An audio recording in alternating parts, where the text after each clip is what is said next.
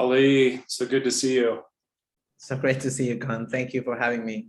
Yeah, you're welcome, of course. We're really looking forward to having you up here in Reno and a couple weeks away. Yeah, Yeah.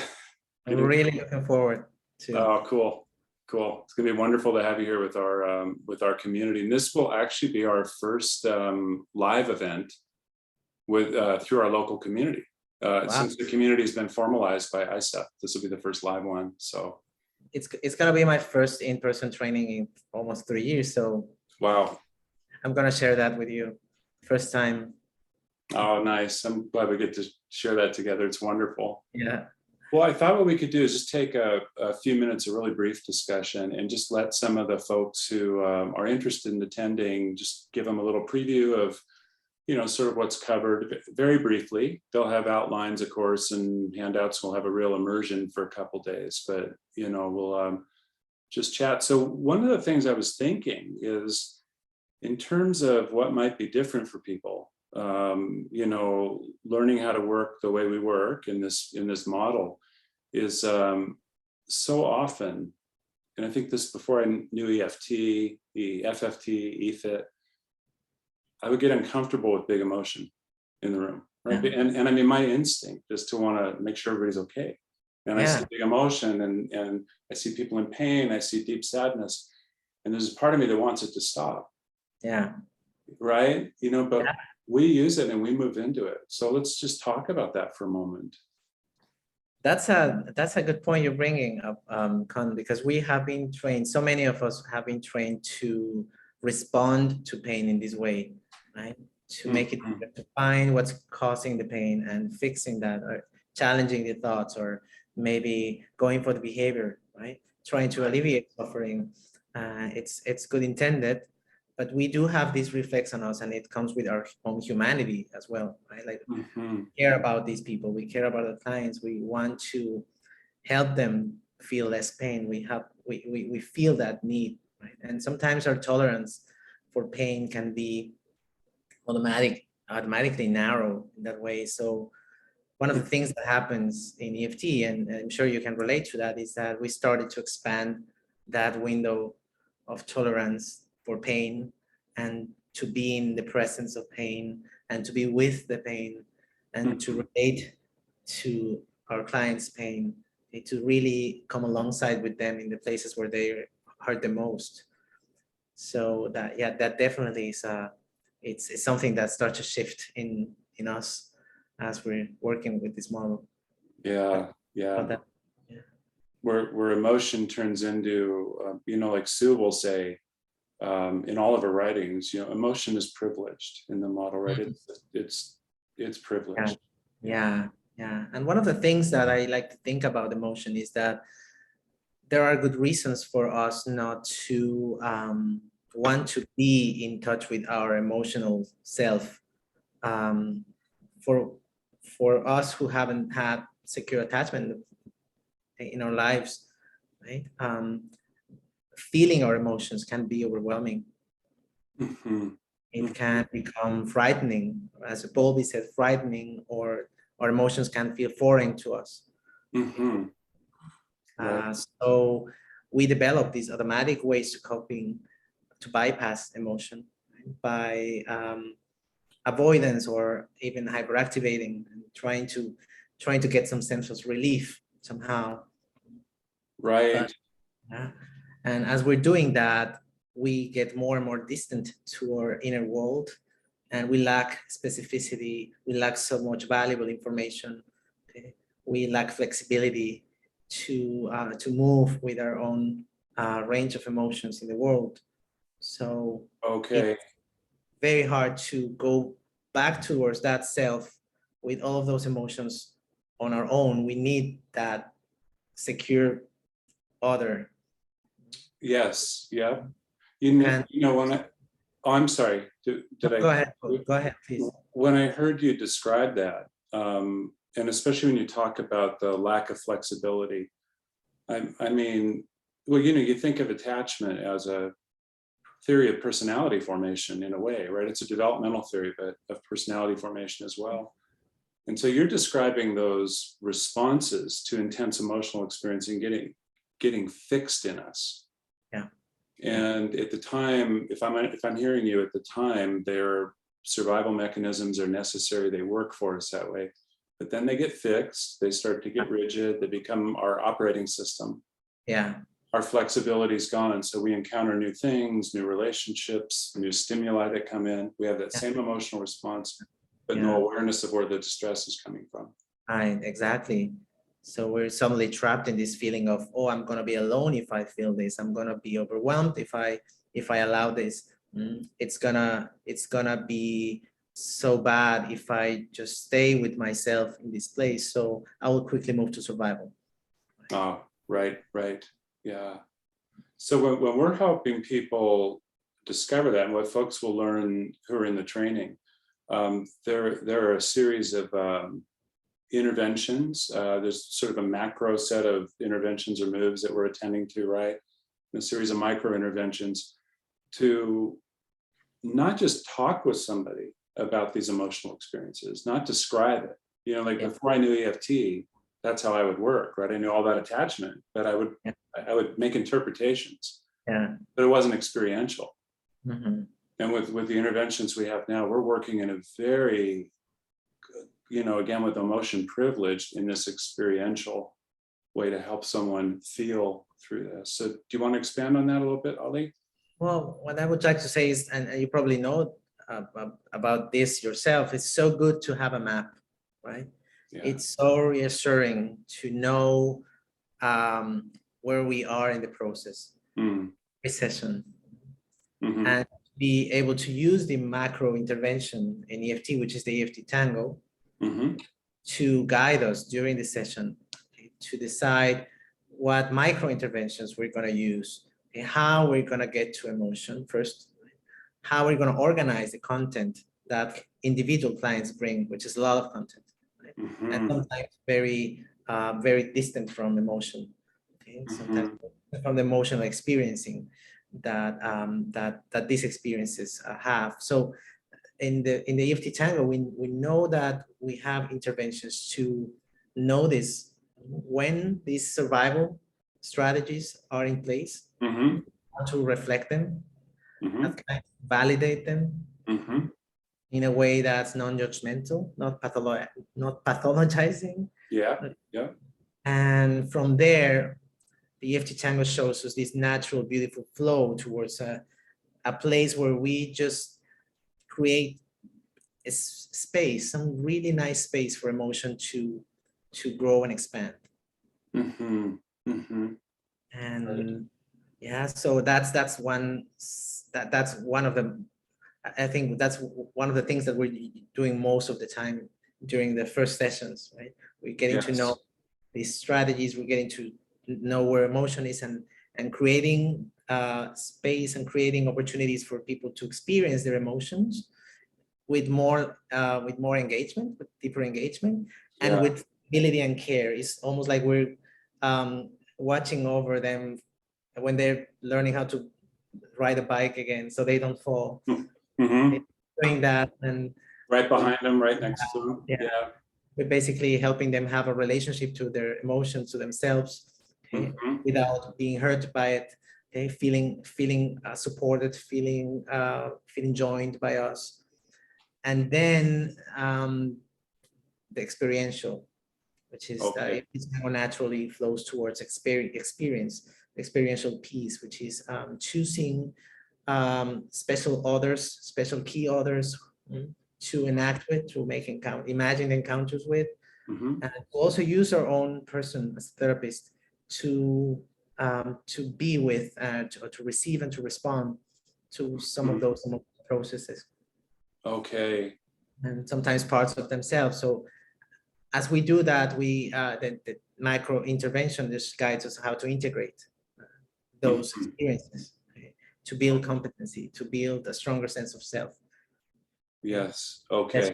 So that's in a nutshell, I think what we're doing in the EFT Tango every session.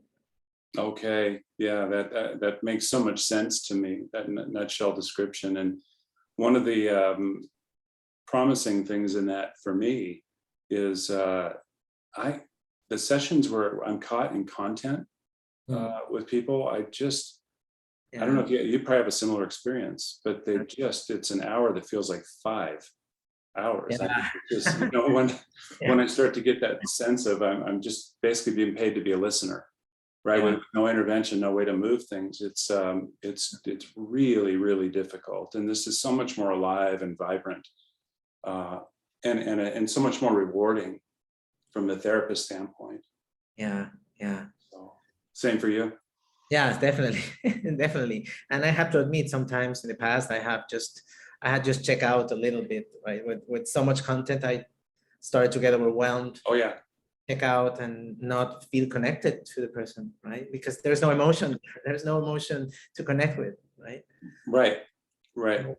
One of the things that I love about EFT or EFIT in particular is that it has trained me to notice emotion more and more. Okay, when it's alive, or when it's even just a slight slight bright of emotion in someone's eyes or someone's face, you know, to acknowledge emotion in their bodies or in certain words or images that they use, and to be present enough to just reflect back at them and say, hey, let's just slow down here and stay here. I'm in the presence of emotion. I want to hear about it. I'm here, and invite. It's just a shift in the session immediately. But we get used to doing that. And it's just beautiful. Right? What happens next is just amazing. The places where it takes us, right? Yeah, such a wonderful way to put that. And I was reflecting on that while you were saying it. And over the years of doing this work, I'm newer to the individual EFT work, but over the years of doing EFT for couples and for families, it really is something how tuned we get to little nuances and just little shifts. You know, I had a session a couple days ago and something like that occurred, and I could just see the beginning of something welling up for the partner. You can feel into it, and such a rich way to work, and so powerful to, like you said, to be able to do something with that and move it to something experiential that is gives the person sort of you know, a new way of knowing what's happening inside them, a new way of making sense of themselves, of making sense of the other people in the world. It's really transformative. So yeah. There's a little clip that I have here that maybe we could show, if that's okay. Yeah, that would be wonderful. Just a quick bite of how does this look like in a session, right? When wow. Okay. Client speaking about and this client, I'm going to show more of the work we've done over several sessions, right? And it's pretty interesting because in this particular session, we're trying to get. She has been speaking a lot about her experiences growing up in a chaotic environment, in the past, multiple suicidal ideation, depression, anxiety, all of those things that are very scary to us even. So this is, I'm gonna show just 5 minutes of how it is to do a piece of the tango, okay? And to be with her in these really dark places. Okay? Thank you so much. That's wonderful. And this is those of us that are at the program, this is someone we'll meet through your work with them. Yeah. Definitely. Yeah. This is the training is almost built around her. Oh, wow. Okay. All right. Wonderful.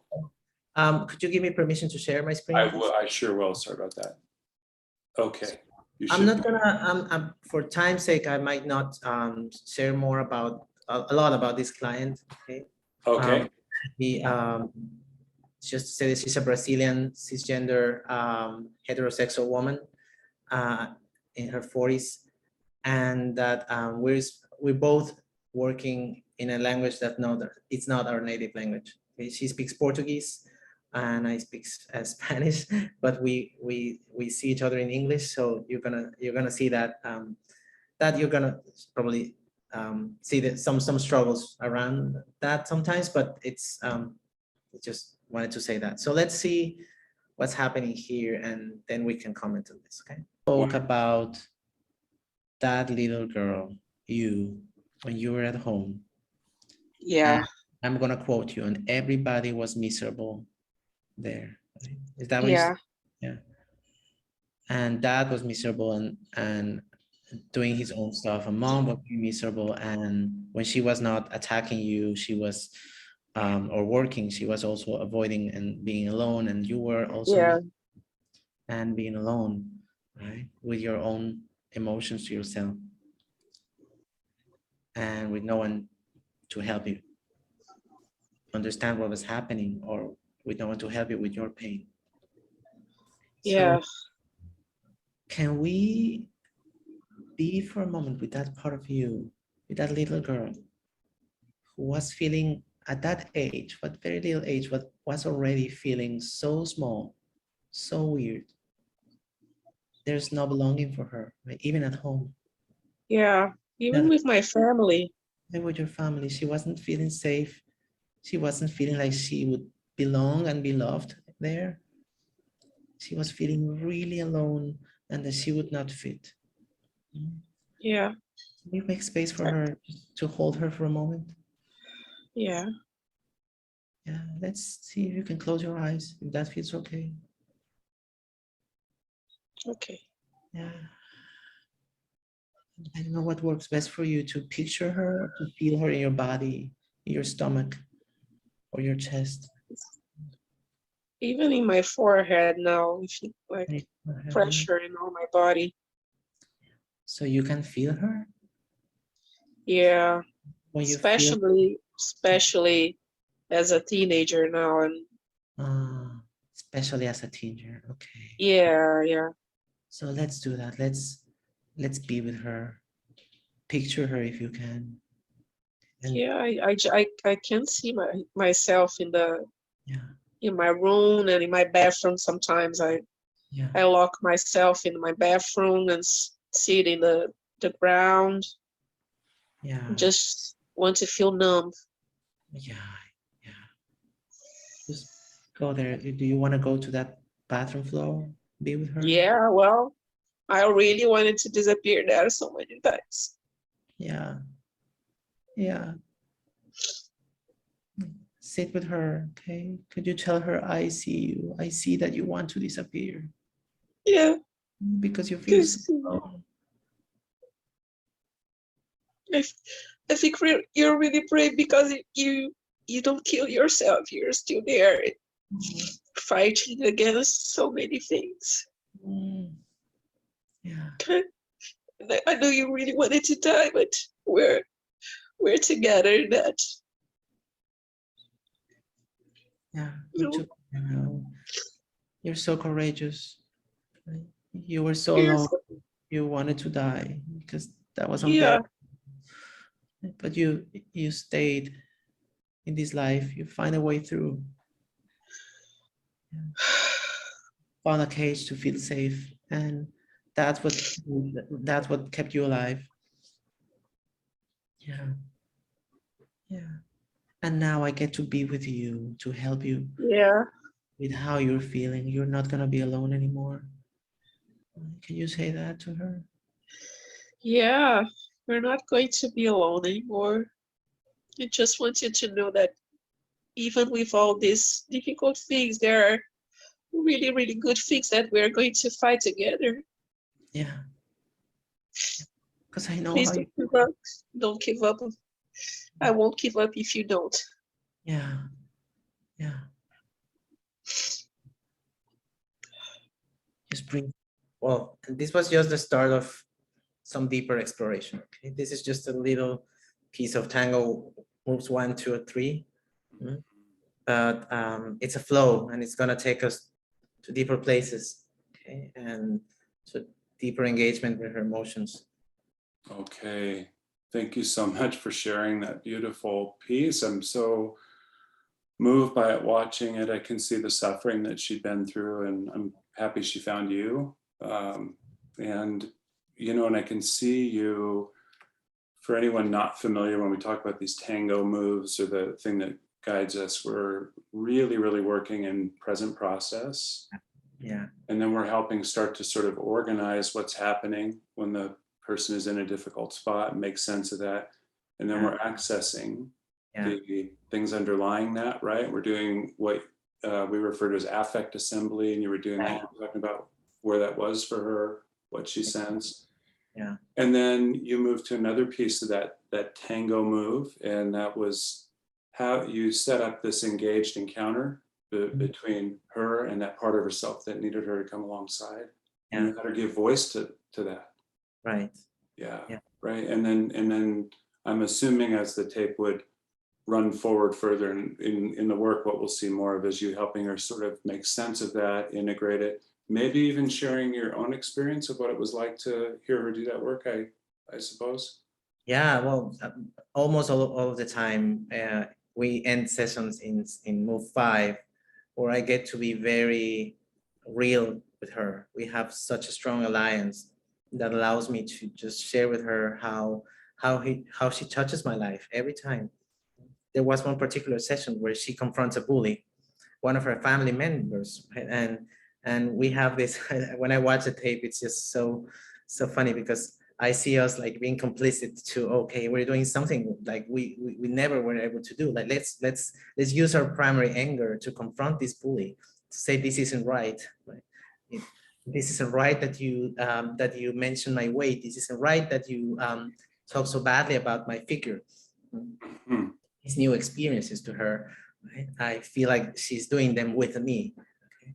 And that we're celebrating how good it feels to be able to stand up for herself, right? So it's a very close and beautiful work to be able to do with someone. That's so cool, Ali. It's so cool. Well, I can't wait to dive in more and have our group together in the room to work on these things. And, and one of the things I'm excited about too in the work is that these are things that people can put to work in their practice right away. So this is a training where it's cerebral or something. If they're at this thing on Friday and Saturday, Monday and Tuesday are going to be different in the way they work. And I love that in a training. We have about 7 or 8 role play exercises in the training, and some other experiential activities, shorter experiential activities, so people can feel some of these powerful processes in themselves. Okay, so we're gonna have a very, it's not, don't expect it to be like a regular training where they're gonna be just hearing me. It's gonna be very engaged, very active, and very interpersonal too. So expect a lot of interaction.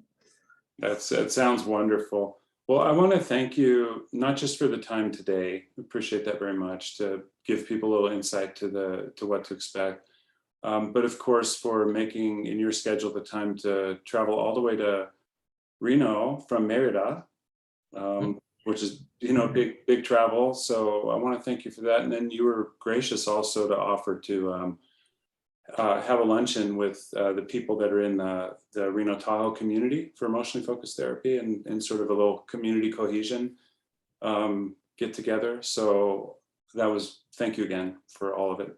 So welcome. I'm so honored to do that, and I'm excited. So thankful for that. Thank you. Me too. Okay, I will look forward to seeing you soon. Yeah, me too. All right. Bye. Bye.